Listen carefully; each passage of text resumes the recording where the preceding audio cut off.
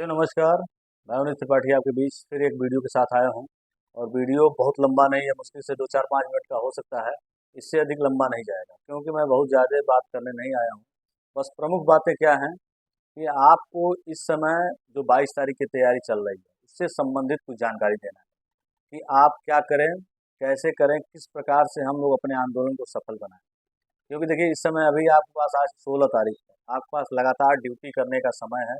आप लोग ड्यूटी कर सकते हैं और ड्यूटी करके 21 तारीख को शाम को निकलिए और 22 तारीख को सुबह वहाँ पहुँचिए। ये प्रक्रिया है। तमाम लोगों द्वारा मैसेज किया था भैया 22 को आना है, 22 को। हाँ भाई 22 को ही आना है, लेकिन 22 को जब आप चलेंगे तो 23 को पहुँचेंगे ना। जो नज़दीक है वो सुबह पहुँच जाएंगे, लेकिन जो दूर है, जो काफ़ी दूरी पे हैं, जैसे मान लिया हमारे मित्र हैं अंकुर खतौली डिपो से हैं, मेरठ डिपो से हैं, और तमाम जगहों से हमारे मित्र दोस्त जो भी भाई हैं, जो भी संविदा के साथी हैं, जब वो चलेंगे तो उनको आने में समय लगेगा। जैसे गोरखपुर से ही कोई जाता है लखनऊ तो उसको एक दिन पहले निकलेंगे, तब जाके सुबह अपना फ्रेश व्रेश होके बढ़िया से तैयार होकर कपड़ा लत्ता पहन के उसके बाद कोई कार्यक्रम आप कर पाते हैं। तो सेम कहानी है। आपको 21 तारीख की शाम को ही निकलना है। तो 21 तारीख की दोपहर तक जितने भी हमारे साथी हैं अपना डीआर रेस्ट जो है लेना है वो ले सकते हैं।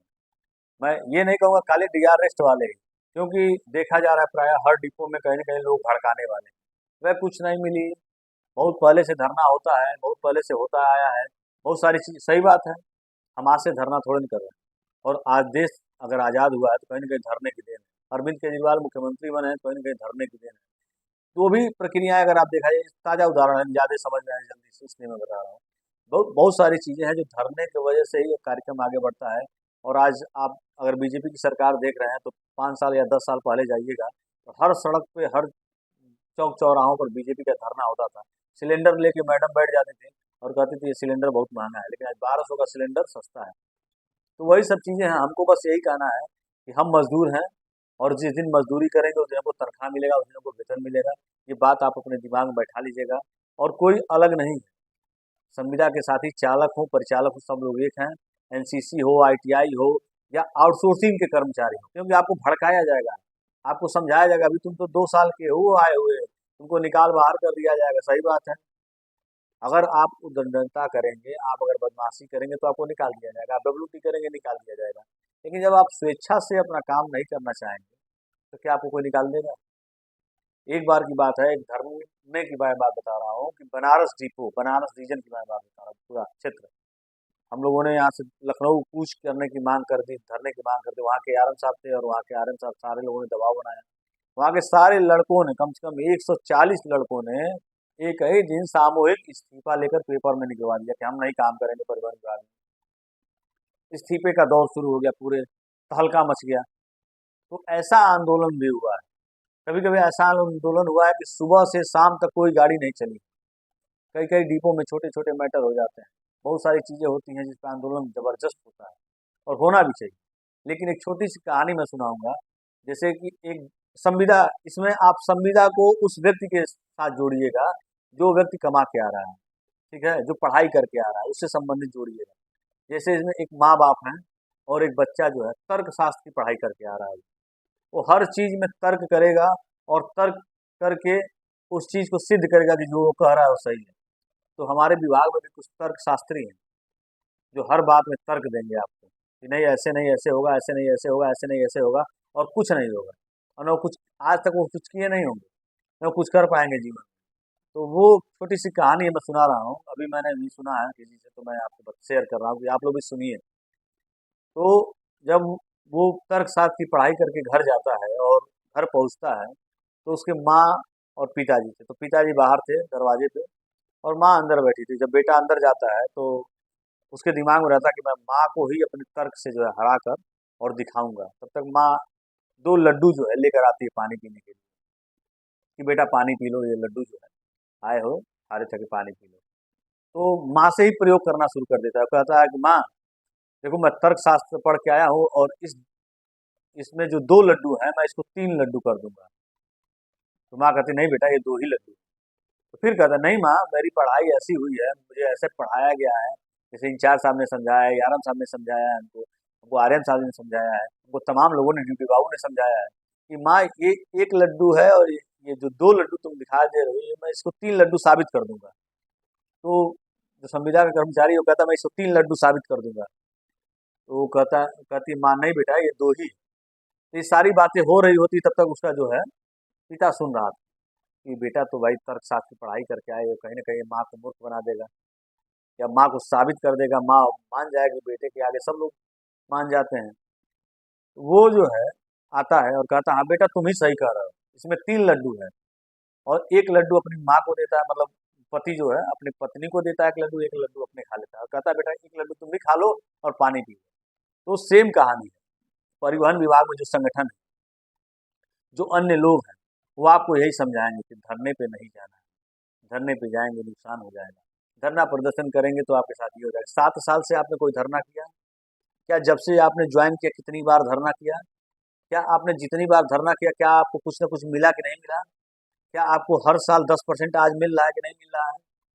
और 10% के स्थान पर अधिक मिलना चाहिए कि नहीं मिलना चाहिए? जो आज 60 रुपये में नाइट है, 60 रुपये में कहीं भोजन मिलता है? आप जाइए कहीं भोजन करके देखिए, 100 रुपया थाली मिल रहा है भोजन। हाँ, अगर सुबह शाम मिल के खाएंगे तो 200 रुपया खाना हो जाएगा और आपको नाइट का कितना भोजन मिलता है? 60 रुपये। जीवन भत्ता चल पाएगा?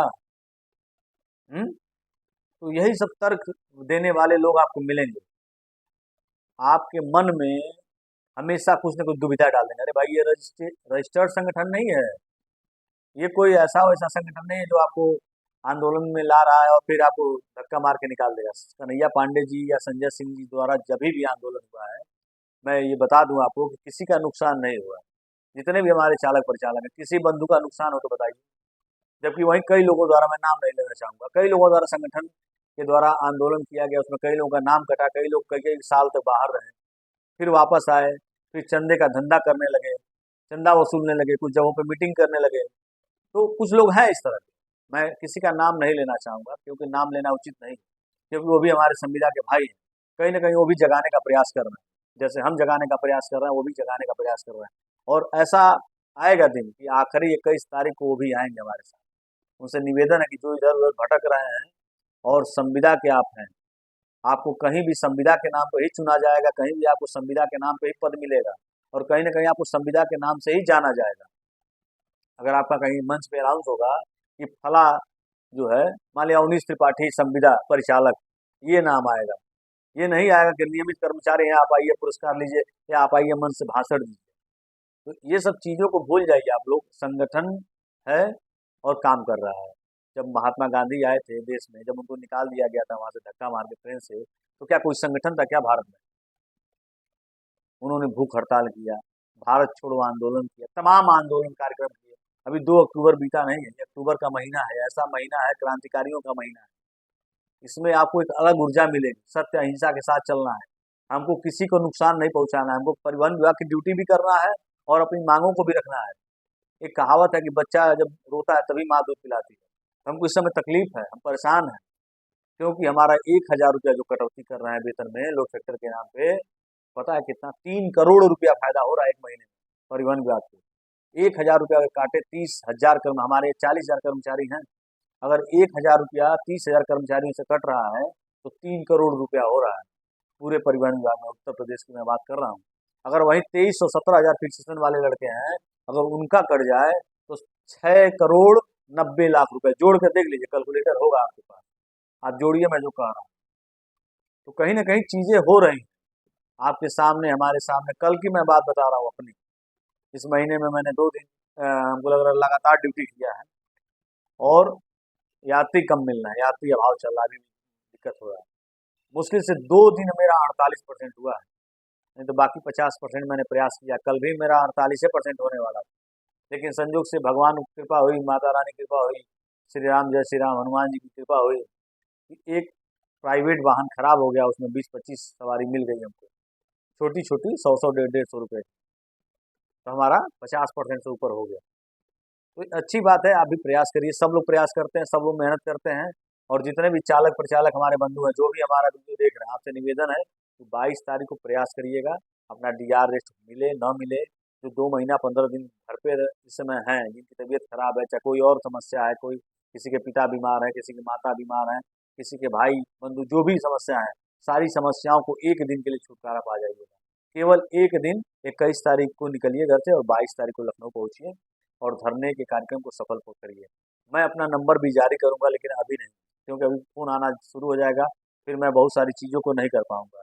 तो मैं आपको 20 तारीख को अपना नंबर दूंगा। 20 तारीख से कंटिन्यू नंबर चालू रहेगा और 21 तारीख की शाम और 22 तारीख की सुबह, जब तक हम लोग धरना स्थल पहुंच नहीं जाए, तब तक हमारे नंबर पर फ़ोन करिएगा, बातें होंगी और किस तरह रूपरेखा है, कैसे आगे बढ़ना है और पूरे लखनऊ, पूरे उत्तर प्रदेश में एक ऐसा मुकाम करना है कि परिवहन विभाग के अधिकारी को भी लगे कि हाँ भाई, हमारे यहाँ कर्मचारी हैं, जागरूक हैं, मेहनती हैं, जो प्राइवेट से भी लड़ सकते हैं, अन्य तमाम चीज़ों से, धूप गर्मी बरसात से जब लड़ सकते हैं, तो एक दिन संविदा अपनी लड़ाई लड़ सकता है।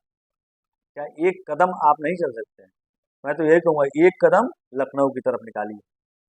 आप घर पे आराम कर लीजिए, 2 दिन 3 दिन आराम कर, जो भी करना है कर लीजिए, आपको समय है।